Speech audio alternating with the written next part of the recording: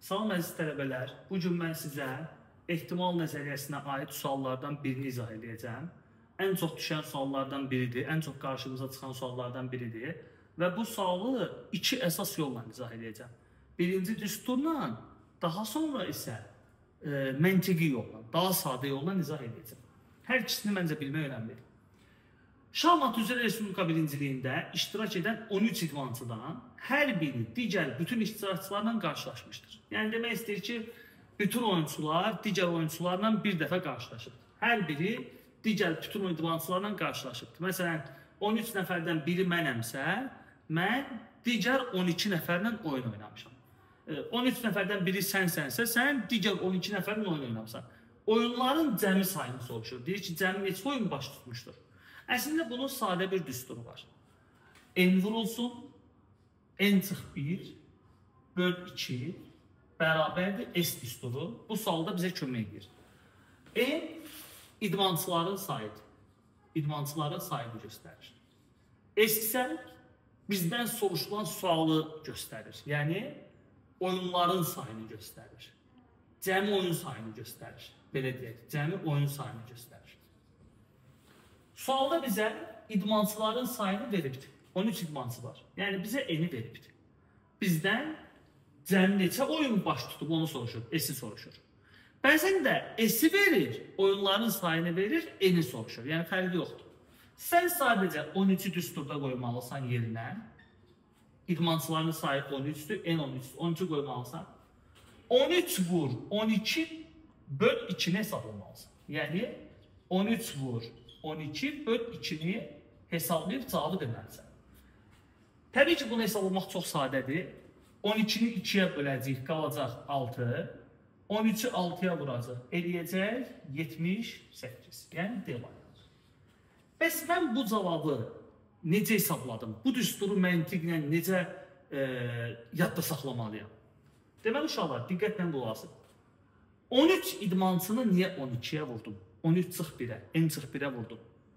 Burada çıxdığım 1 idmançının özüdür. Yəni, belə deyim, 13 nəfər varsa, bu 13 nəfərin hərəsi digər 12 nəfərdən oynayıbdır. Ona görə mən 13-12-yə vururam. Məsələn, 13 nəfərdən biri Babəkdirsə, Babəkin 12 rəqibi var. Digər özümlə oynanmaram ki, digər 12 nəfərlə oynamışam. Yəni, mənim iştirak etdiyim 12 oyun var. 13 nəfərdən biri Azərdirsə, Azərin iştirak etdiyi 12 oyun var. Yəni, 12 rəqibi var. Mən 13-ü 12-yə vurdum, bütün oyunların sayını tapdım.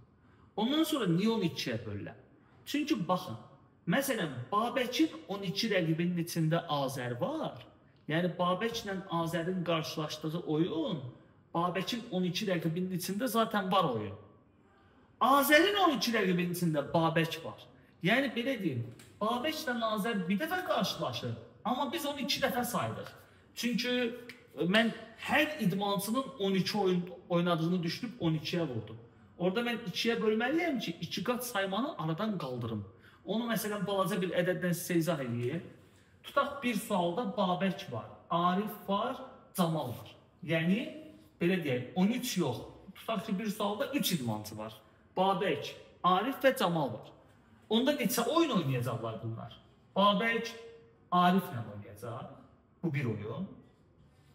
Babək, Camalla oynayacaq. Bu 2 oyun. Və Arif, Camalla oynayacaq. Bu 3 oyun. Düzdür? Baxın, Babəkin 2 rəqibi var. Arif və Camal. Arifin 2 rəqibi var. Camal və Babək. Camalın 2 rəqibi var. Babək və Arif. Ona görə mən burada 3 idmançıyı, məsələn, öz məsələmi izah edirəm. 3 idmançı olsa neçə oyun olar? Mən burada 3 idmançını 3 çıx 1-ə, yəni 2-yə vurmalıyım. Çünki hər idmançının 2 rəqibi var axı. 3-ü 2-yə vuranda Allah'ım 6. Amma sualın cavabı 6 deyil. Çünki mən Babəkin rəqiblərinin içində Azər var, Azərin rəqiblərinin içində Babək var. Bu 2 qat saymanı aradan qaldırmalıyam. Ona görə mən burada 3 vur 2-ni 2-yə bölməliyəm və cavaba 3 deməliyəm. Həqiqətən də 3 oyun var da. Yəni sən əgər orada 2-yə bölməsən, 2 dəfə saymış olursan Babəklə Arifin oyununu, Babəklə Camalın oyununu. Sən orada 3-ü 2-yə vuranda 6 edir. Əslində sualın cavabı 3-dür. Ona görə 6-nı 2-yə bölüb 3 yazmalısan. Yəni düsturu belə deyədə saxlaya bilərsiniz. Bu misalı mən özüm məsələn imtahanda olsam, düsturu bilməsəm, bu məntiqlə də tapa bilərdim. Yəni sualın cavabı 78 idi. Bu məntiqlə də tapa bilərdim. Baxın, 13 nəfər var, düzdürmü?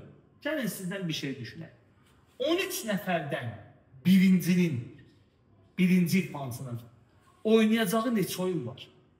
Deməli, 13 nəfərin içində birinci idmançı digər 12 nəfərdən oynayır. Deməli, birinci idmançının iştirak etdiyi 12 oyun var.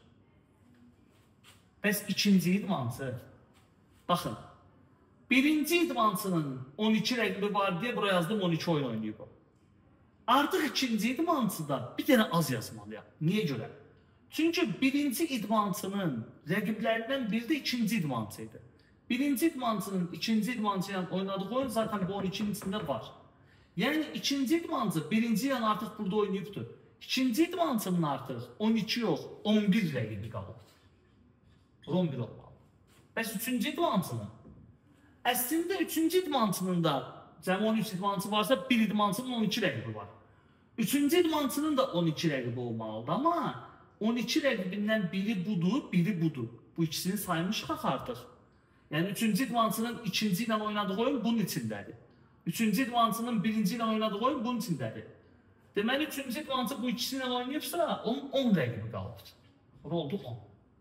Və fikir verirsinizsə, get-gedə azalır. Yəni, 13 idmançı varsa, birinci idmançının 12 rəqibi olur.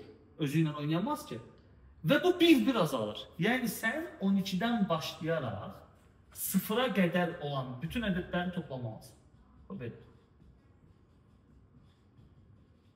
Hər dəfə bir azalır. Bunu toplamalısın. O da uşaqlar, 0-dan 9-a qədər olan rəqəmlərin cəmi 45-dir. Bunu əzbərə bilsək yaxşıdır. Bəzən suallarda bizə lazım olur, 45-dir. 45-in üstə 10 gələndə eləyir 55. 55-in üstə 11 gələndə eləyir 66. 66-nın üstə 12 gələndə eləyir 78. Deməli, cəmi 78 oyun keçirilir. Yəni 13 idmançı varsa, 12-dən başlayaraq, niyə 12-dən başlayırsan? Çünki bir idmançının 12 rəqibi var.